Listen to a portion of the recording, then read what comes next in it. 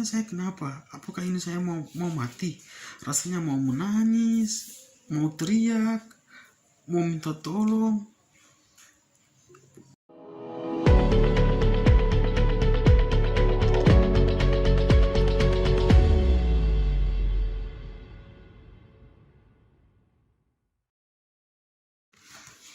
Halo teman-teman, saya Reza. Jadi saya salah satu penderita anxiety ya. Jadi awal mula kena anxiety itu bulan September ya, puncaknya di bulan September 2021. Sebenarnya saya bibit-bibit anxiety ya, bisa dibilang bibit anxiety itu sudah ada di diri saya itu sejak beberapa tahun yang lalu. Cuma waktu itu saya belum sadari kalau saya itu penderita anxiety ya, karena gejala fisiknya yang biasa ya kata dokter itu psikosomatis, itu datangnya ada itu nanti belakangan ini baru muncul, kemarin tidak. Jadi waktu itu serangan terparah pertama ya, waktu itu saya ikut vaksinasi. Jadi vaksinasi pertama itu saya tidak ada gejala apa-apa, saya sehat, saya baik-baik saja. Hanya pikiran saya selalu berpikir, ini kalau saya mati gimana ya? Ini kalau saya sakit parah gimana ya? Aduh, terus istri saya lagi sebentar mengandung, kalau saya mati gimana ya istri saya sama anak saya? Jadi pikiran itu traveling kemana-mana ya. Tapi awalnya itu seperti biasa ya, saya tidak tahu kalau penyebabnya itu anxiety itu adalah salah satu penyebab itu dari pikiran kita sendiri ya. Kemudian saya ikut vaksinasi kedua. Sebelum vaksinasi kedua itu saya sempat kebetulan waktu itu saya baru habis sakit ya, baru sempat sakit sehari ya, itu demam. Tapi setelah sembuh saya ikut vaksinasi lagi. Sebelum divaksin itu saya sempat mikir ya, ini kalau saya habis vaksin terus saya sakit parah, terus saya mati, ini gimana ya? Sempat pikiran itu traveling kemana-mana ya sebelum vaksin. Akhirnya setelah vaksin itu saya disuruh istirahat itu 15 menit. Tapi selama istirahat itu pikiran saya kemana-mana, traveling kemana-mana. Nah akhirnya setelah itu petugas saya tanya, ada reaksi nggak? Saya bilang tidak ada, saya baik-baik saja. Nah sudah dibolehkan ya pulang. Nah setelah pulang itu saya jemput istri saya di kantor, mau pulang ke rumah. Nah setelah di perjalanan pulang itu apa yang saya pikirkan tadi yang tidak itu terjadi. Di jalan itu saya langsung, wah ini kenapa ya badan saya kayak rasa ada yang aneh gitu. Tiba-tiba pusing, mata itu berkunang-kunang, pandangan kabur ya. Waduh ini kenapa ya? Pusingnya itu kayak apa ya, ini bilang vertigo ya. Jadi saya bilang, ya sudah menepi dulu. Ya ditanya kenapa, saya bilang ini tidak tahu kenapa tiba-tiba pusing, minta ampun. Jadi ketakutan saya itu timbul luar biasa. Jadi yang terlintas di pikiran, waduh ini kayaknya sudah mau mati kayaknya ini. Jadi saya bilang ayo cari tempat istirahat. Kebetulan yang jalan yang kita lewati itu bertepatan dengan jalan ke rumah sakit ya. Jadi sempat kita berhenti di depan rumah sakit. Itu rencana mau sempat terlintas pikiran, waduh kayaknya ke UGD deh biar aman. Cuma saya pikir lagi, ya permainan pikiran ya. Saya pikir waduh kalau seandainya ke UGD ini paling dibilang COVID. Makanya saya istirahat, ada warung di depan, saya istirahat. Terus suruh istri saya telepon kebetulan temannya dokter ya. Telepon dokter bilang tidak apa-apa ya, cukup minum obat dan istirahat. Setelah itu sampai di rumah itu, waduh kok rasanya makin parah ya, jantung berdebar-debar kencang, perasaan tidak karuan, bingung, kebingungan, ketakutan, badan kedinginan, keringetan, Jadi itu di pikiran itu bertanya, ini sebenarnya saya kenapa? Apakah ini saya mau mati? Rasanya mau menangis, mau teriak, mau minta tolong. Pokoknya saya kebingungan ya. Oh ya, bingung, minta ampun. Takutnya juga lebih minta ampun lagi. Hanya waktu itu saya minum obat biar bisa tidur. Ya, minum obat. Akhirnya saya tidur, siang itu saya tidur. Malamnya bangun, malam bangun, udah enakan ya, udah enakan. Nah dari situ udah berselang, itu serangan pertama ya. 2 hari dari situ itu waktu saya ke kantor, tiba-tiba di jalan lagi nyetir, kok lambung saya perih, terasa perih. Tapi saya abaikan ya, saya abaikan sampai di kantor perihnya hilang. Esok harinya itu saya jalan-jalan pagi sama istri saya.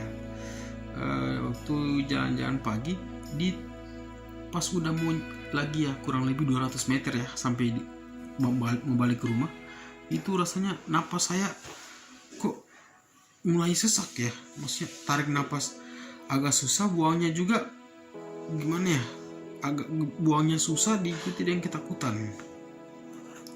Saya bilang, ini saya kenapa lagi nih, tidak biasanya kayak gini.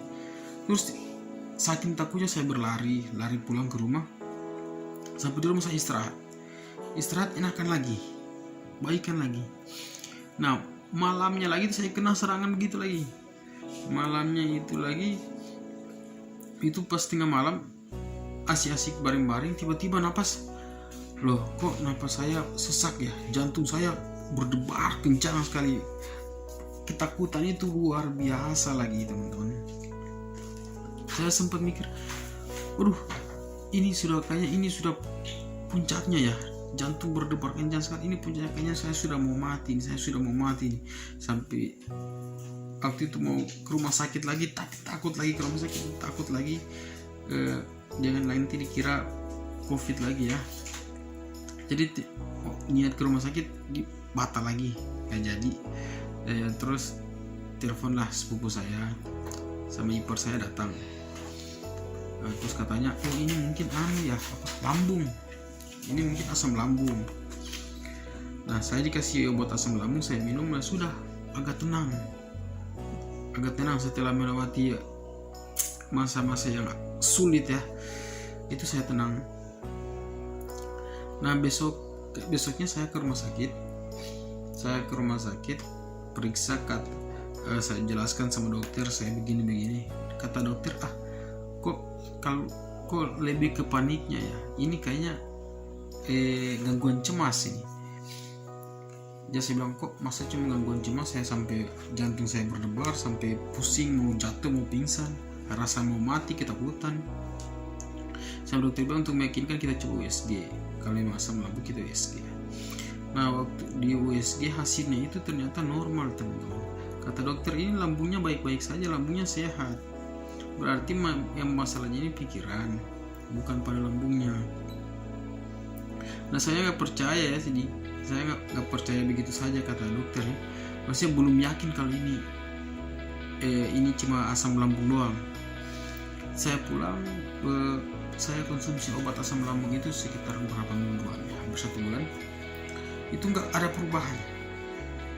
Jantung saya masih terus berdebar, sakit. Pokoknya ini tidak ada terasa panas, terus sakit kayak ditusuk-tusuk gitu jantung.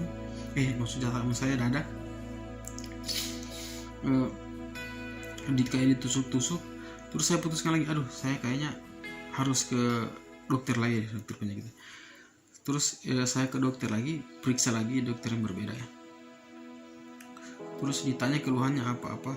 Dokternya bilang lagi sama ya, ini gangguan cemas ini. Cuma saya tidak percaya begitu saja, makanya dokter bilang kalau supaya lebih meyakinkan kita EKG saja. Ya sudah, saya EKG waktu itu. Dan hasilnya ya sehat. Dokter bilang jantungnya sehat, normal, jantungnya baik-baik saja, tidak kenapa-kenapa. Ini yang annya ini ya, yang bikin kumat ini ya sudah cemasnya itu ya, yang bikin sering kumat. Akhirnya saya ditawarkan ke psikiater, cuma sampai sekarang saya belum pernah ya ke psikiater untuk berobat. Saya cuma konsumsi obat lambung aja, itu pun kalau lagi perih, kalau tidak ya.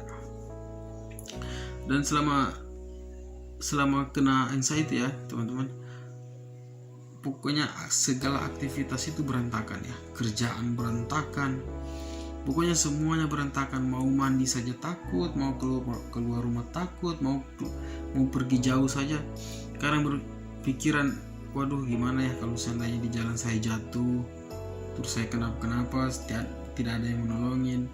Pokoknya pikiran selalu kesana ya, tidak karuan. Aktivitas sehari-hari juga terganggu gara-gara anxiety ya teman-teman. Oke. Jadi ada hikmahnya ya saya kena anxiety ini. Jadi kenapa saya bilang ada hikmahnya? Karena saya orangnya dulu itu mudah marah. Emosi saya itu selalu meledak-meledak dan susah untuk dikendalikan. Jadi kalau marah itu saya selalu mendam ya. Kalau marah ke orang itu selalu mendam. Terus saya lampiaskan itu ke orang-orang terdekat saya, misalnya orang rumah, istri saya, saudara saya. Itu selalu ya seperti itu. Dan ketika kena anxiety ini saya lebih paham, ketika ada masalah lebih baik dikeluarkan. Lebih baik kita selesaikan secara langsung ketimbang harus memendam ya. Karena memendam itu tidak baik untuk kesehatan kita ya. Saya berterima kasih kepada Allah Subhanahu wa taala masih diberi kesehatan, masih diberi kekuatan untuk melalui semua ini ya. Karena sesungguhnya anxiety ini bukan penyakit yang mudah ya teman-teman. Dan untuk teman-teman yang masih sehat, semoga ya tidak pernah mengenal anxiety di seperti ini. Karena ini penyakit yang ya mau bilang penyakit bukan juga ya, tapi karena kita kelihatannya sehat sebenarnya, dari fisik itu kita kelihatannya sehat, tapi di dalamnya kita itu yang sakit sebenarnya. Jadi untuk teman-teman yang tidak kena, semoga jangan sampai kena ya anxiety ini, karena ini butuh perjuangan yang keras untuk menyembuhkan. Sakitnya itu bukan kayak menyembuhkan sakit gigi, minum obat langsung sehat. Menyembuhkan ini tidak instan seperti yang dibayangkan ya. Butuh waktu yang sangat lama untuk menyembuhkan. Dan dengan kenanya anxiety ini, saya jadi jauh lebih menghargai diri saya ya. Kalau dulu saya makannya itu sembarangan, maksudnya makan sekali makan itu porsinya luar biasa ya, makan apa saja, habis makan langsung baring, habis makan langsung tidur. Ternyata itu salah. Dan kena anxiety ini saya jadi bisa berubah jadi lebih baik, lebih memahami diri saya, lebih menghargai diri saya, lebih mampu mengontrol pikiran saya, lebih menghargai kesehatan saya. Karena kesehatan itu adalah kunci paling utama. Saya berterima kasih juga untuk istri saya yang support. Tanpa dukungan darinya mungkin saya belum sampai ke tahap seperti ini ya. Mungkin masih kebingungan ya dengan anxiety. Karena sejak awal kena ini ya, istri saya selalu support, selalu kasih dukungan, selalu buat saya tenang, dan dia orang paling memahami. Terima kasih juga untuk teman-teman yang sudah berbagi, teman-teman grup Bahagia Bersama. Terima kasih ya. Selama ini persikapan di grup sangat menghibur saya ya. Terima kasih untuk teman-teman semua juga. Saya sangat berterima kasih bisa kenal dengan teman-teman, terutama yang di grup Bahagia Bersama. Terima kasih.